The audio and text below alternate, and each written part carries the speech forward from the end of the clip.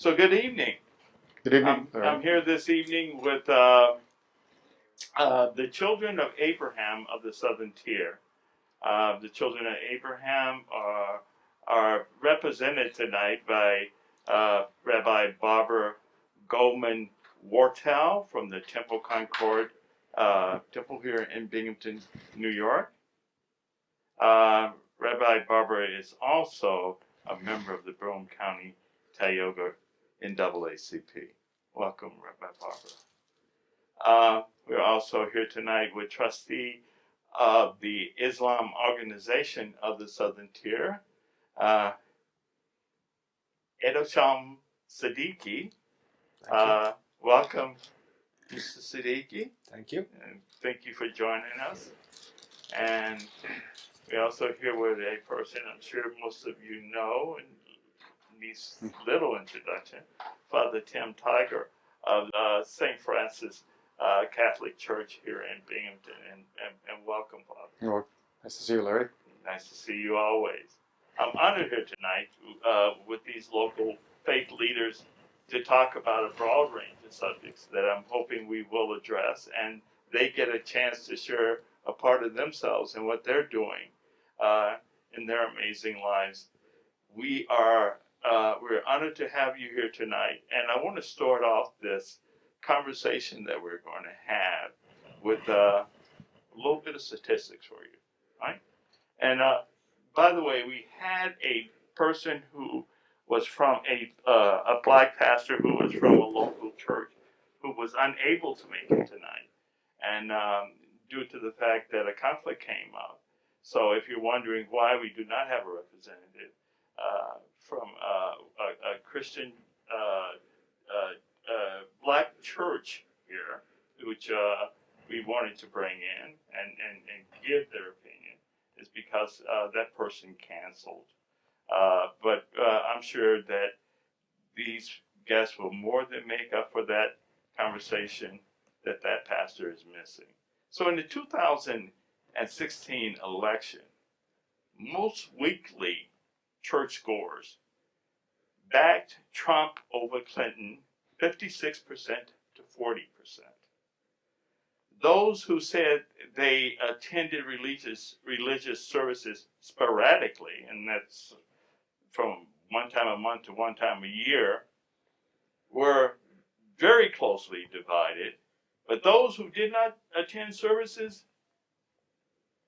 backed Clinton 62% to 31%.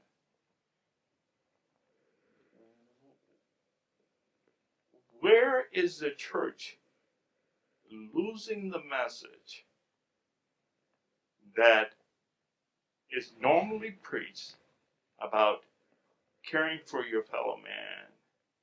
Where is the temples losing that message? Where is the in Islam? Islamic organization. Islamic organization. What is the house of worship called? It's called the mosque. The mosque. Where the mosque losing its message. And then the reason why I'm referring to that in the church losing its message, because that is where the mass is being reached. The message is being reached. Why is it that the faith community is losing the message that we're trying to get across in regards to human rights, social rights, racial rights? I'll start with you, Rabbi Barbara. Okay.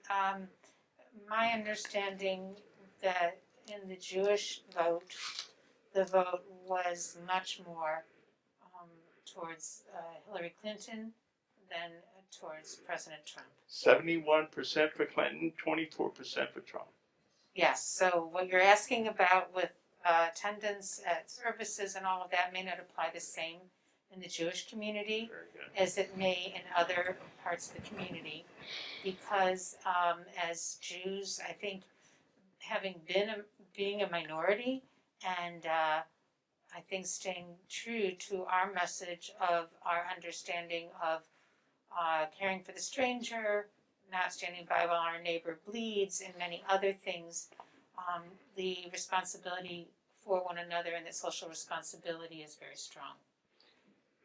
Do you have any concern that about the fact that the Jewish faith may be very well voting, but are they being activists? Are they being a part of the protest that is going on the street level?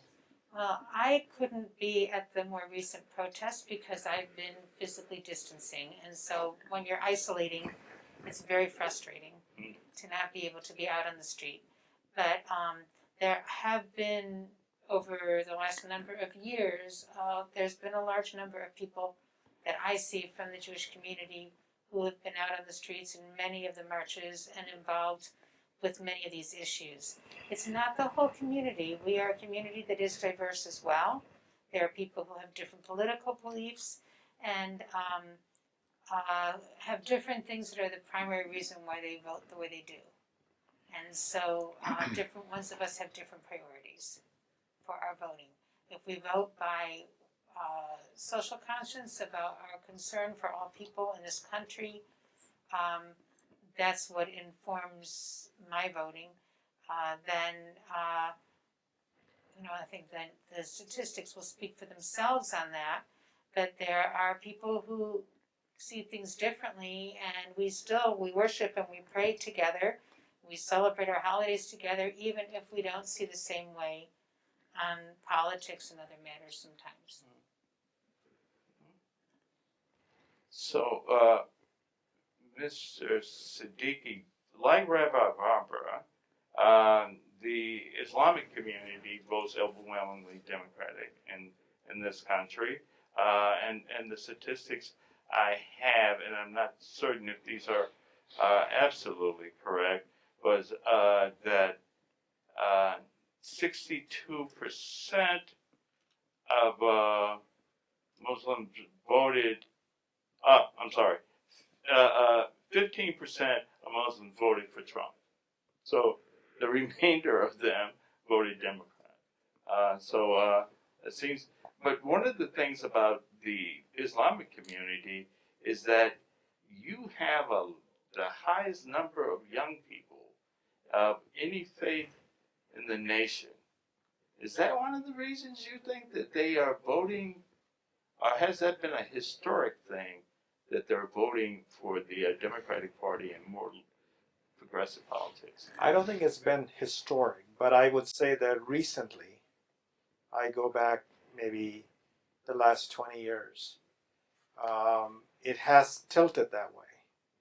The last election, and again, as background, if you look at the Muslim community, it's mostly first generation immigrants, mostly people of color, very diversified geographically. And as you can imagine, as we were approaching the election, what was bubbling up as the key issues? Immigrants coming across the border. It was talking about white supremacy and, issues against the blacks or the disadvantaged or the minorities and so on. And I would say predominantly those things must have shaped how the Muslim community voted. Because if you look at it socially speaking, the Muslim community is probably as diverse as any other community, with a lot of very, poor people to a lot of very professional, affluent people. So it's got the same geographical dispersion, but from a philosophical point of view, some of the things that happened before the elections tilted even those that typically had voted Republican. And I know for a fact that many of my friends that have traditionally always voted Republican because they fall in that cadres economically where the Republican policies are more attractive to them. Right. But it became so hard for them to face their own families in view of things that were emerging before the elections and say, I'm going to vote Republican this time. Those young people that are holding us accountable, aren't they? Well, the young people are, but I think it was their own conscience. You know, when you hear things that you did, and I don't have to repeat them for you, Mm-hmm. you are well aware of, um, things that were being said by our leadership of this country, which, by the way, hasn't stopped. You know, just because the elections are over, we hear that every day, and even today, if you reflect on some of the things that you hear, you have to really scratch your head and say, would we have ever imagined this being said in this country the way it is being said? That's what's shaping the thought process of many in the younger community for sure, but even in the Muslim community in general. 25% of Muslims in the United States come from the African diaspora. Uh, are there any factors in the Muslim community that prevents the connection uh, with that community and the current movement that is going on? Do you know of any organizations that are coming together with those young people that are coming from the Muslim community, young people of color? So, I mean, I think one of the advantages we have is people that come to the mosque, for instance, they come from very varied backgrounds, and there's no real, difference as far as when they're in the mosque. Now, just like any other community of immigrants, once you're outside of the place of worship, people tend to congregate with the people of their own country. And it's more predominant and pronounced in the immigrants, as you can imagine. If you go back, a century ago, even when the white immigrants were coming, guess who the Italians associated with? It was always the Italians, and the Poles with the Poles, and so on. The integration takes a while to happen, generally happens in the second or third or fourth generation, if you will. Most of the Muslim community isn't to that point yet. So outside of the places of worship, it's still, pockets of immigrants that tend to clunk together. And that's where we are. It's very good, and you're absolutely right. Uh, it's not only I think that we as a country make immigrants feel that they have to come together and to have some kind of solidarity in order to be able to navigate our society. And we don't open up our society enough to give immigrants the flexibility to be able to just assimilate into it. So you come in, and historically they have gathered into pockets because our society has made them gather into pockets. Well, I don't know if the society is to blame. It's just that, when you're from a particular country and you've grown up in a particular era, your tastes, your stories, your humor, your cuisine is all relatable, and if you go outside of it, yes, you may have fun with others, but you'll have more fun because there's more things in common. And I think that's what keeps them together. Their language, for instance, as long as, they're speaking their native tongue, they have more fun with people that can speak that same. And that's why when you go second, third, and fourth generation where they've lost that language connectivity, now it's the same humor. I see that in my children, whereas I have more fun with humor in my own language. They enjoy more fun with shows that are in English because they associate with that humor. So I think my view is the society here is welcoming in a on a broad level. It's just that there are certain pockets of people that may not be welcoming. But if you wanted to associate yourself with others, it's fairly easy. I mean, I have friends that are obviously not from the same country I'm from, or and it's very easy for me to have social interaction with them. So I take the view, at least my experience has been, I've made very good friends in this community. I've been here for a good 25 years or so. And I've never felt like it's been a constraint, but at the same time, I'm proficient in English and I can understand and I work with people. Those that are not proficient, they do struggle till they get to the same level. You know what you're saying is totally contradictory to what is actually happening in this country. You're an immigrant. You're a light-skinned immigrant. You're an intelligent immigrant. You got a college degree. You come here with a lot of privileges that other people don't have. Yes. Period. And your ability to assimilate into this audience, to this country, into this society, has a lot to do with all of those privileges that you enjoy. You're a man. You're a professional. As I say, you could pass European. There's a lot of things that gives you the ability to navigate this community. That doesn't happen for a lot of immigrants. Yes. Even if they come in with your intelligence, with your capabilities, and being articulate as you are. I think that sometimes we forget what the privileges that we enjoy, and we see the world from our point of view. Very few people have any of our experiences. Yes, I will accept in that. America. I will accept that, and I will even say that professionally where I work, I'm very involved in the diversity and inclusion aspects of it, and particularly after the George Floyd situation, I've been immersed in listening to stories of the African Americans that are professionals, by the way, but African Americans that have grown up in this country. They're not immigrants. They've been here forever and ever. Their stories tell you a different aspect of the society. So I fully agree with that.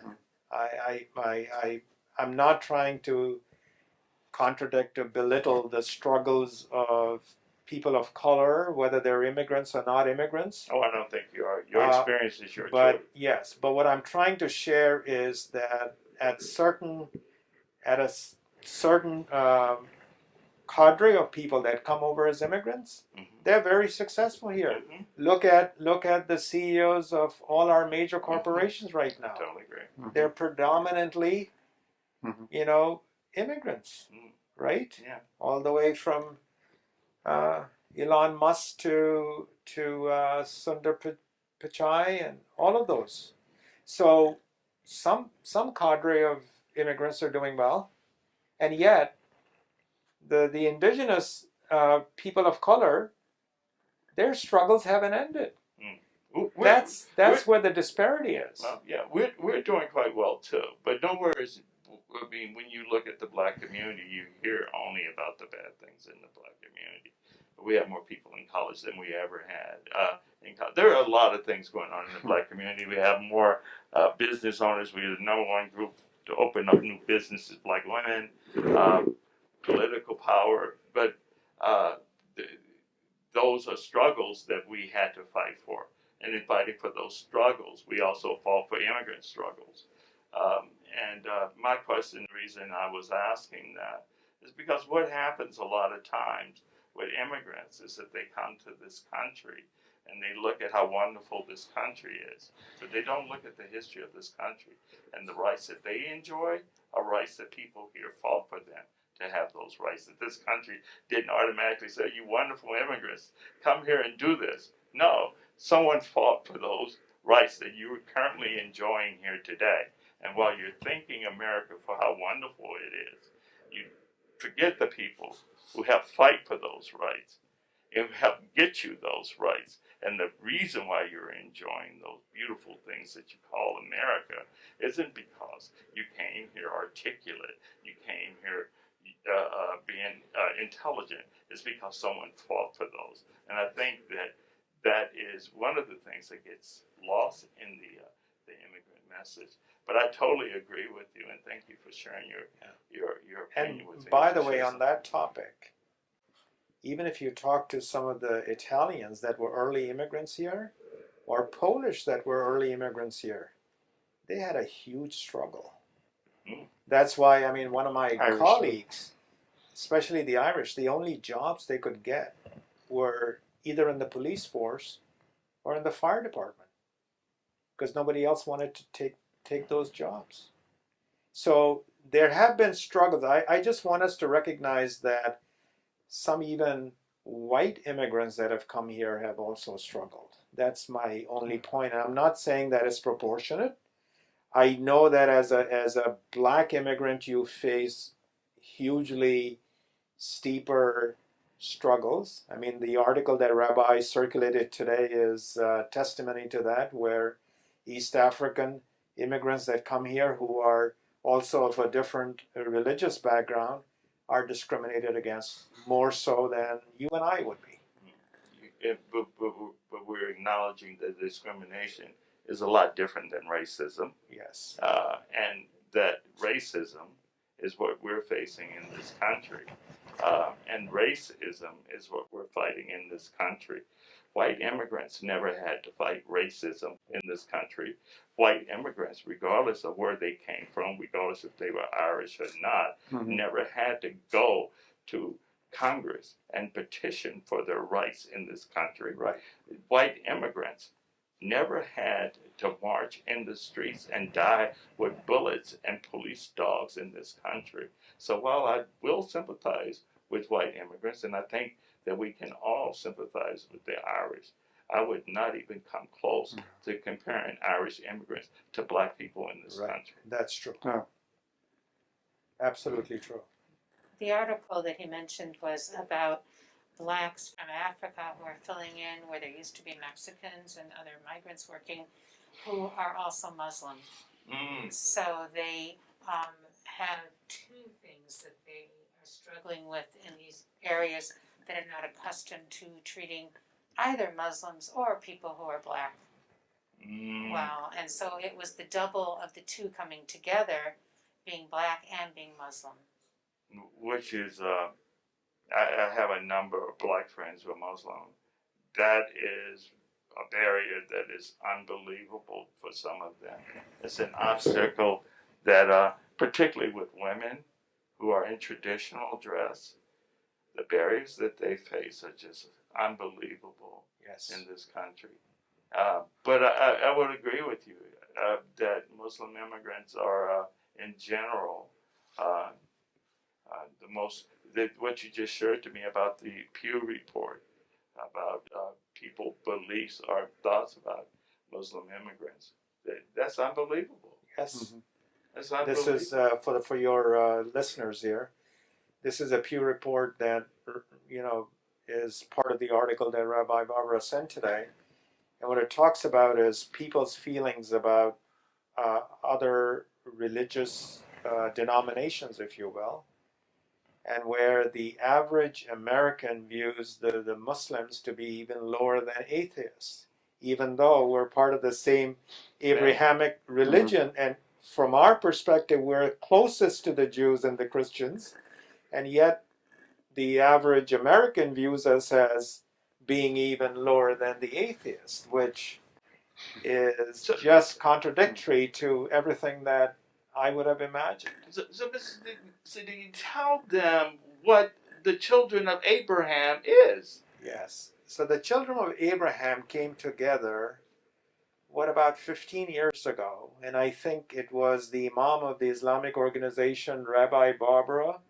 The group that really started was the Methodist community, whatever their organizational body was, and the imam, and then expanded it to others of us as well. It was after the tragedy at ACA. It was before the ACA Oh, was it? tragedy. Yes, it was before the ACA tragedy. It started the fall before that when confirmation class was going to go and visit different places. And the parents said, we're not going to let our children go to a mosque. And that was when they said, we've got some work to do. And that was when the group began and have found ways to do things. So whatever we do always has things from different faith perspectives on any topic, so that we learn and one about of the things that we all. did was get together and read our holy books and figured out how closely aligned we were, and we read different passages. I've been to Father Tim's confirmation class to teach them. So has Rabbi Barbara, to tell them about Islam and the commonality between the faiths. It's been a great journey over the last 15 years. People have invited to the services too. Yes, You know, absolutely. Friday night, Saturday. Inviting people to different services to experience Yeah. what we found is meaningful prayer in our faiths that we could share with others.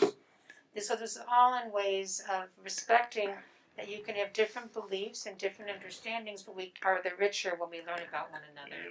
And different things about our beliefs, our faiths, our lifestyle, which we can apply the same to the Black community as well. In the work we've been doing, we work with the parts of the different faith groups that are accepting of other faiths without wanting to make any kind of missionary work or changing us. Okay. And so that's sort of the basis upon which And I'll give you an incident that will probably draw on all this.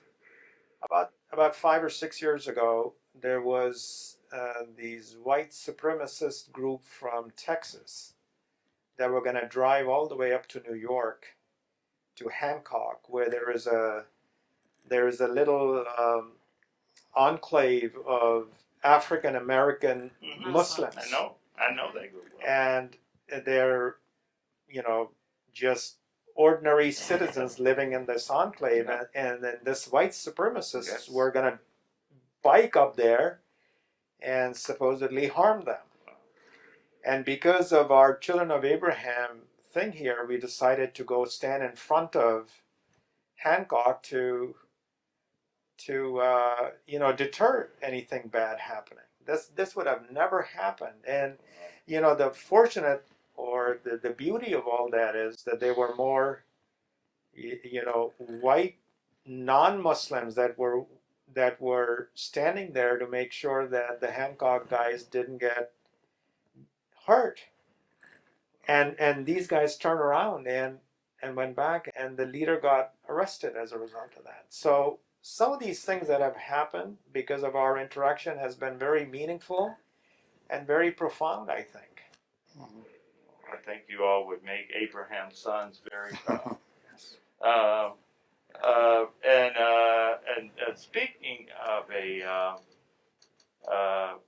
community leader here, 17 years Father Tim Tiger has been at St. Francis, and I'm going to confess something to you. I came here in 1989, and I guess involved in community work from the moment I got here, and I have heard your name mentioned everywhere and in everything I do, and I have admired you and looked up to you, and maybe embarrassing you right now, but you have been one of the guiding lights in this community for me. Oh, thanks, I Larry. thank you so much for the work you have done here and for joining us tonight. The question I have for you is, unlike these two faiths here, the Catholic Church, white Catholics also supported Donald Trump over Clinton by 23%, 60 to 37%. And that all rivaled Romney, who had a 19-point lead over Obama. Why is the Catholic Church so Republican? Well, let's go back to that. Well, 2016 with Hillary. And, certainly other parts of these elections too. And I think it's what happened with the evangelicals. I think, the white evangelicals, as well as the Catholics. It did. Right. Right. But before Trump, it was the issue of abortion. I mean, so the issue of abortion, they were able to extract the support of right-wing evangelicals and fundamentalists, as well as conservative Catholics, and I think what happened too, and everyone knew Hillary, from the long history of the Clintons in our political history. And, that issue came up, and then I don't know exactly what happened, but she did say some inflammatory things to an extreme on that issue of abortion. And Trump was a new face. He had won over the evangelicals on this issue and other issues like religious freedom. And so that sort of was a deciding factor. A recent poll at AIDC, and this was maybe 2 months ago, that the Catholic support for Trump right now is down 23%.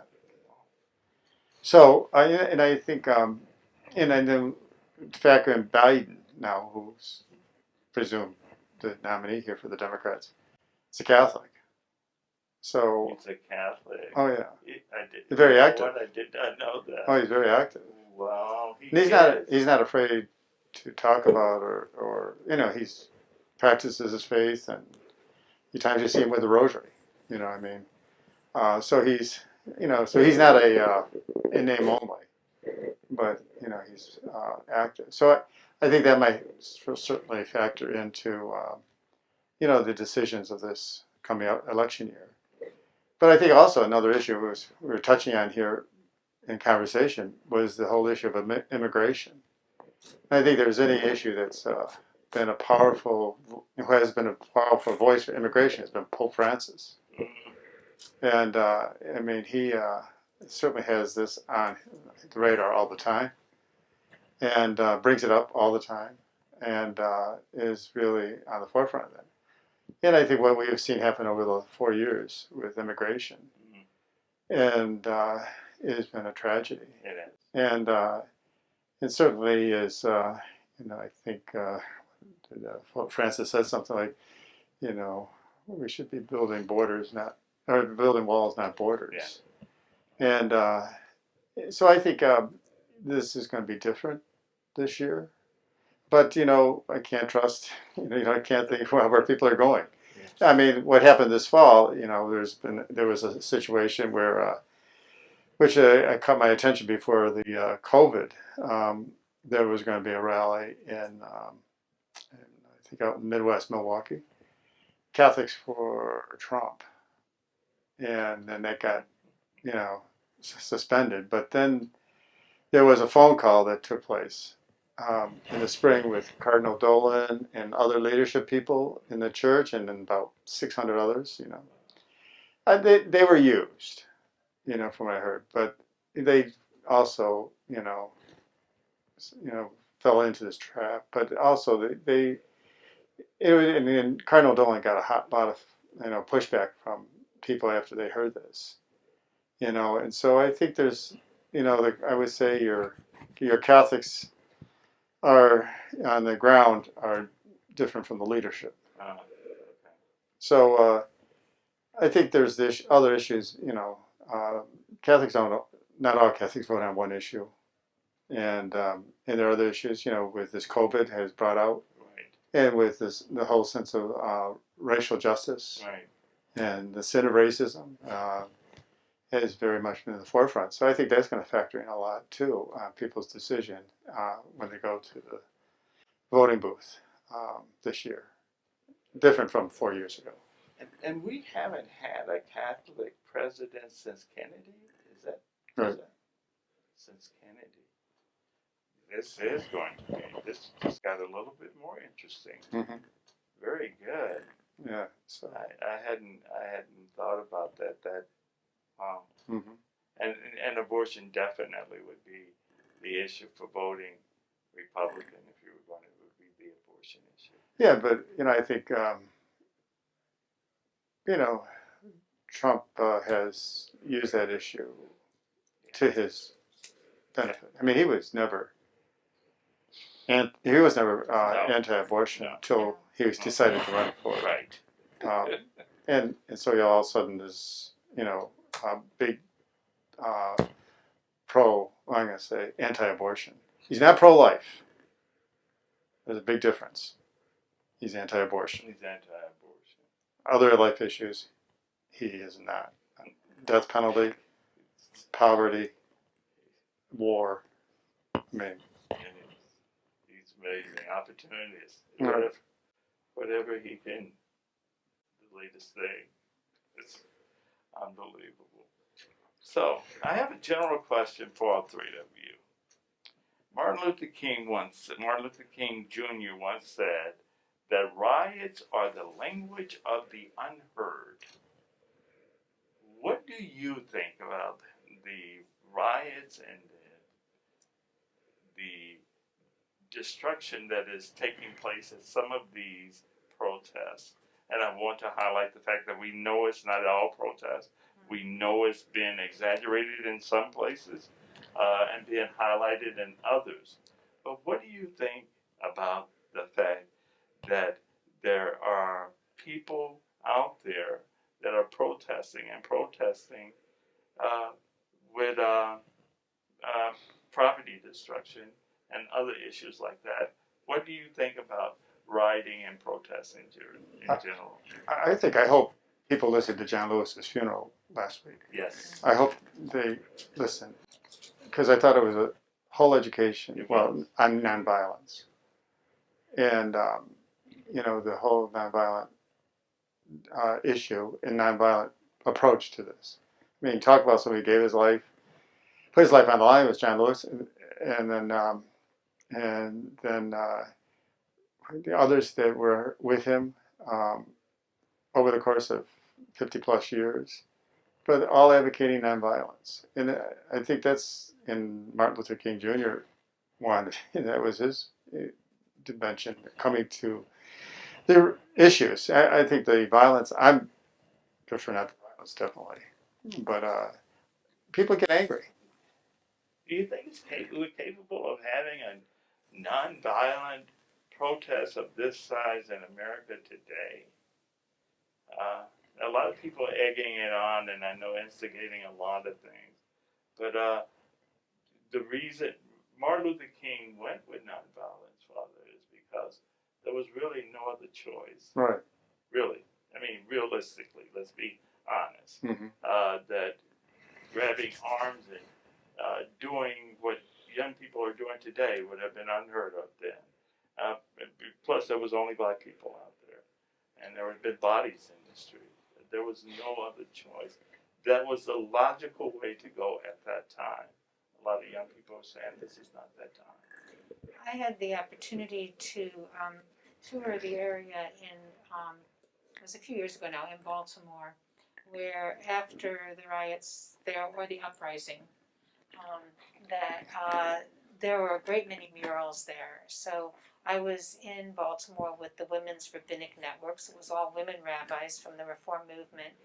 And so one of the rabbis there had a relationship with a group in the community. So we walked around their neighborhood, and people who lived there saw their expressions of all of those emotions that were in those murals. And also, that was the first time I thought of the uprisings or riots in the 60s as well, that what we heard being riots were also uprisings. And what is the power of language and what we call it? And so if people don't have other avenues to express themselves and to be heard, then people are going to be in the streets. And I think this time there were so many other people with them that this time around, hopefully it is not just a momentary awakening, but that people are really grappling with what is happening in our world and what is in our lives that may in some way have contributed or not prevented these things from happening. So it's a different kind of introspection and reflection that we have to do inside of ourselves and with others, to then be able to come forward, to really be there, to be with people, not to tell them what to do, not to lead them, but to listen and to go forth together. And so I think that's a lot of our challenge, and I think that's where a lot of people want to try to be, and to try to understand. And most of us would much rather see things to happen without violence. And as some of our colleagues have said, In our community, the violence was not on the part of the protesters. Yes. And so the tactics that we use from all directions have to be about finding common ground, hearing out things that are unpleasant to hear sometimes, to then be able to find how can we move forward together. And that's not easy stuff. But I will also say, I mean, of the riots, we generally, news is always going to capture where there was some ugliness in the riots. But there were many, many protests that were completely calm. They were full of expression, but yet there was no violence there. I know many of us participated in those, and yet there were some protests where some faction took advantage of it and actually brought it on the mainline protesters as if they were responsible for it. It didn't happen that way. In some cases, Portland being one, there was instigation, and when you have instigation and the protesters are angry to begin with, that's a recipe for disaster. This was one of the questions that was asked yesterday of Mr. Trump in his interview yesterday, that when you send people that are not even identified as part of the federal force, what are you doing? Yeah. Who are these people? Yeah. And so people that are doing the protests get very anxious. They get afraid. They're intimidated by people, and then it turns into a mob. So, but most of the protests, at least those that I saw, were nonviolent. On a local level, I thought what happened in here with the march from Binghamton High School to Rec Park was impressive. I mean, totally agree. Number one, I was shocked by the number of people that turned out. 1,500, and I didn't expect to see that number of people. A Sunday afternoon, and then walking from the high school up to Rec Park, there was no animosity, no egging on the law enforcement. One person tried to start that, and it just fell flat. Right. And I thought that was great. No one picked up on it or carried it on. So I thought that was impressive. And as a community organizer, the following week I went up to Rec Park for that forum. For that one, yes. And I was impressed by how that was carried out with 400 plus people able to do that. And that was a real example of real community organizing, facilitating. And to do that in the open space at Rec Park, and I thought that was, I was really admired that immensely. And I think it's potential. Yeah, right. So it's there. We can do it. But also we have to be willing to get arrested. And civil disobedience. Civil disobedience. Do you believe in civil disobedience as a tactic for moving the conversation forward? Yes. Very good. I've been arrested a couple times. I bet you have. But I think we have to do that. I think it's coming on. Are we willing to put our lives on the line in a nonviolent way? And that does involve civil disobedience, and that's maybe where we're coming to. So, Rabbi Barbara, could you talk a minute about the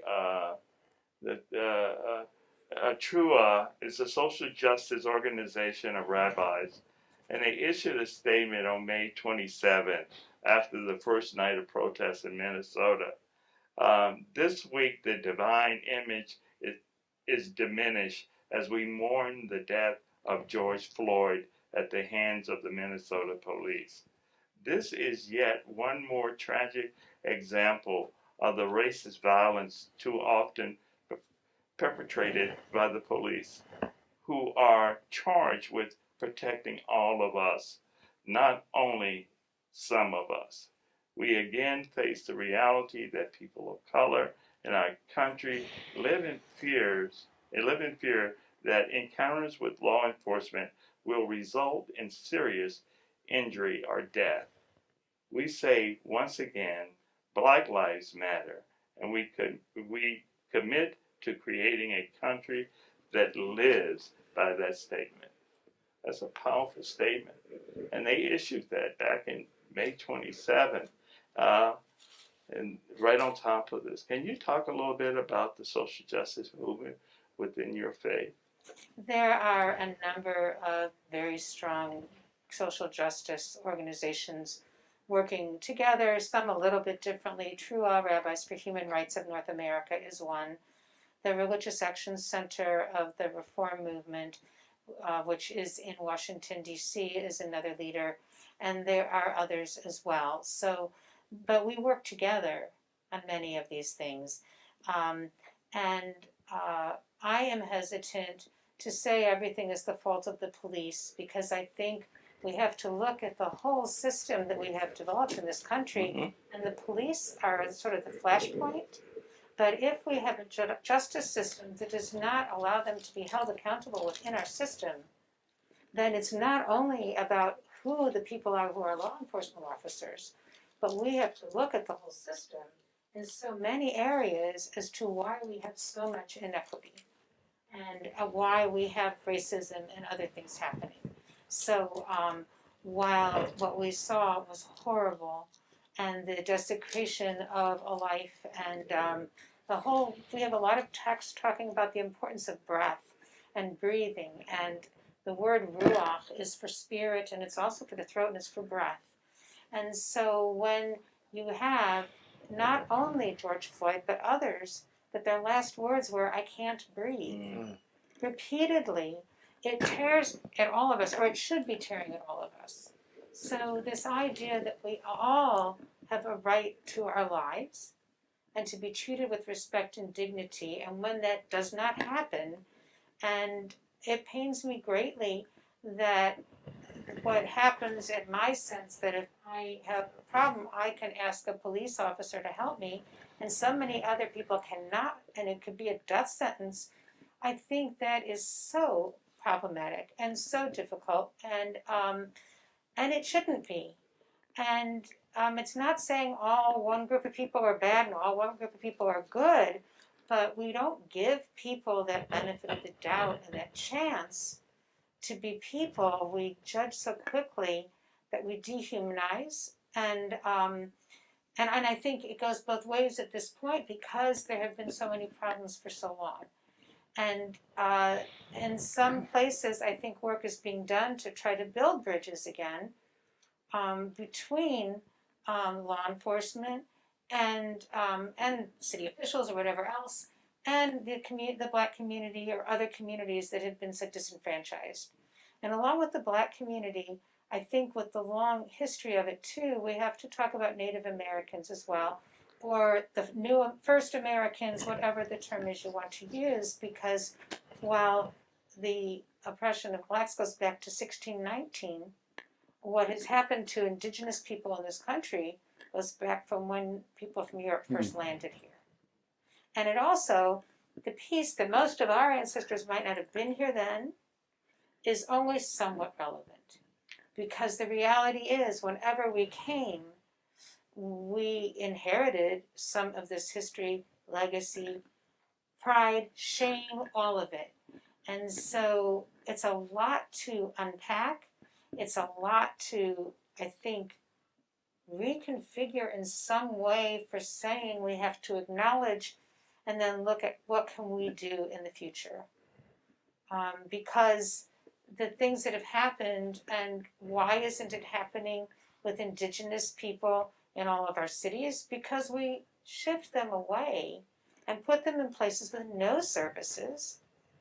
I think international groups were going in to provide health care in some of those communities because they had none when COVID hit and went rampant through those communities.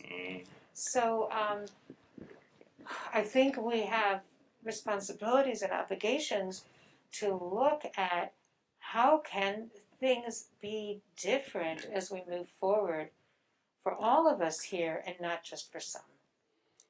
And that does mean Yeah. addressing the disparities and the injustice, and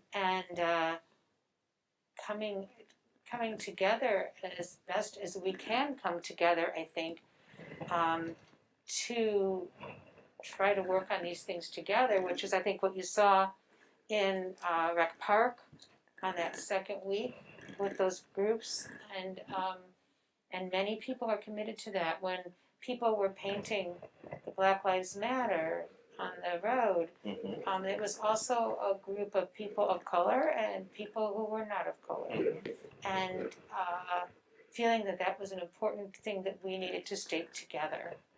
And that's where I think there is some hope that we can move forward together. But there's a lot of fear, there's a lot of anger, and there is a lot of hate.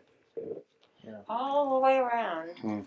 I wanted to share something that came up in New Yorker, and it caught our attention. It formed the basis of one of the workshops that I did on diversity and inclusion.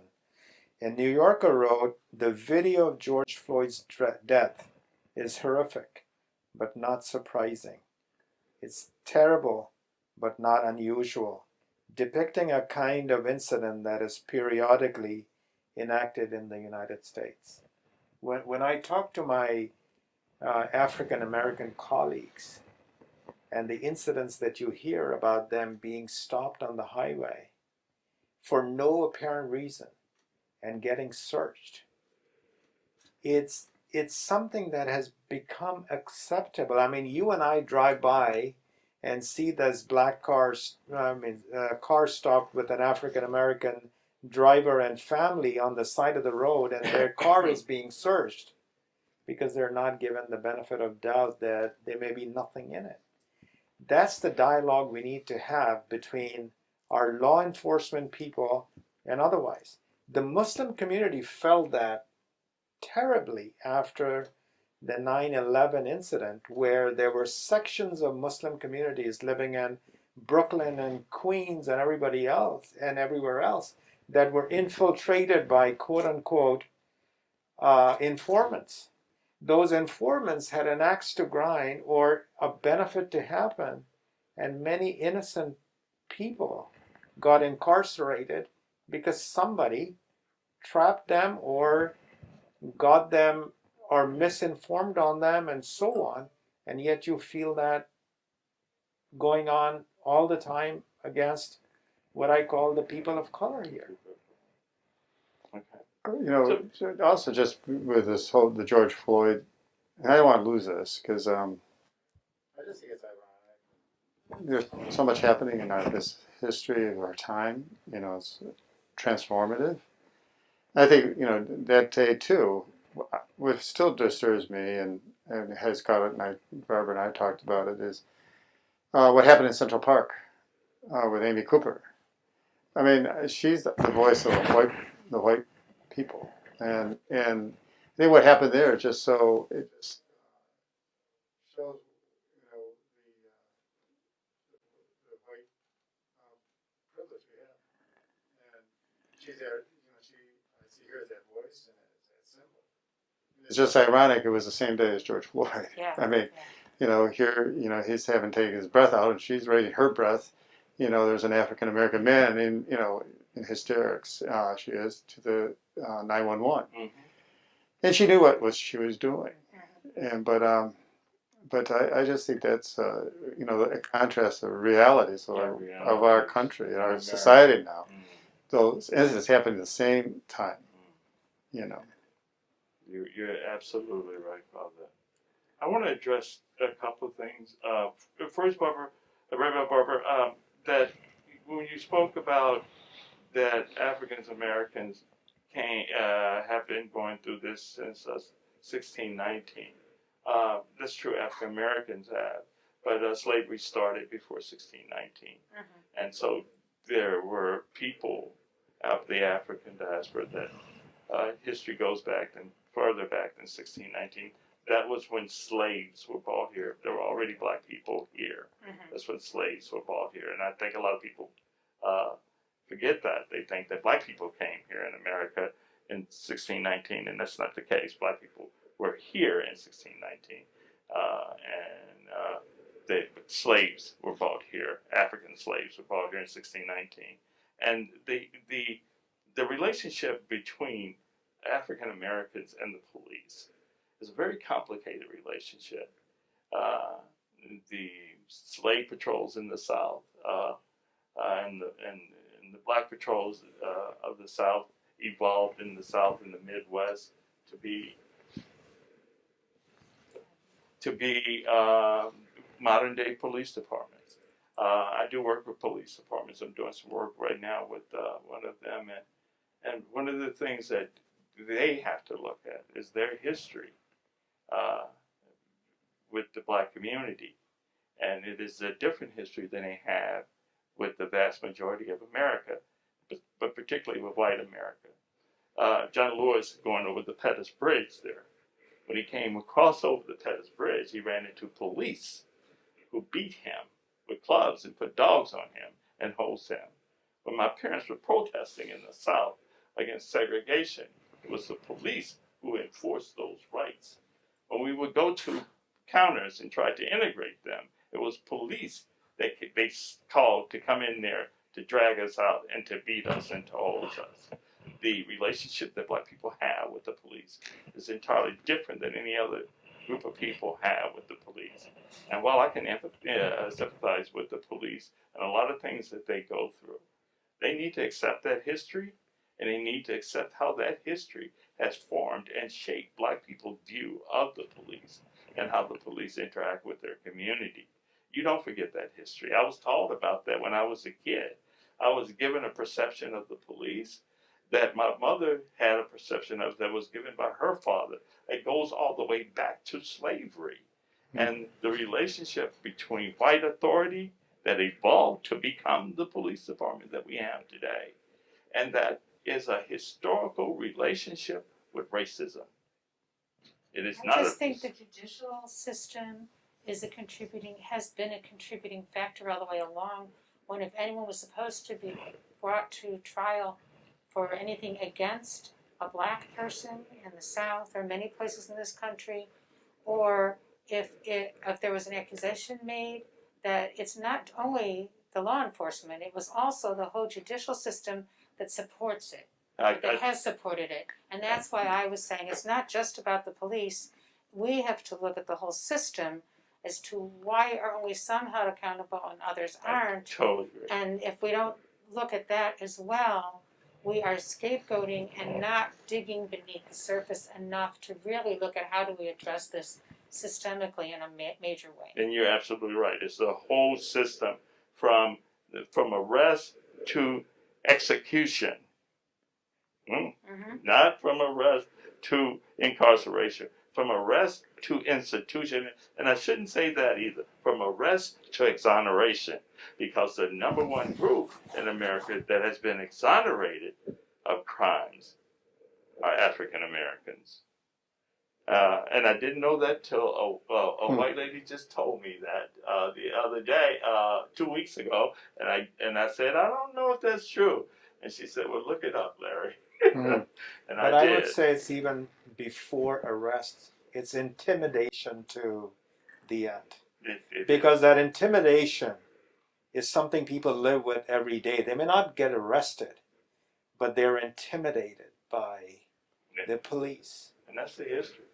Well, I just say, we're faith leaders and faith community people, but coming from my, Catholic Christian background, how we've supported that by, in not and being silent, and not raising the issue in our faith communities, and using Scripture to support the injustice and to support racism and the segregation of all that. We have to take blame and responsibility and do something about it. So this conversation has been absolutely wonderful. Thank you all so much. In closing, is there one thing that you would like to leave us with? And I'll start with you again, Rabbi.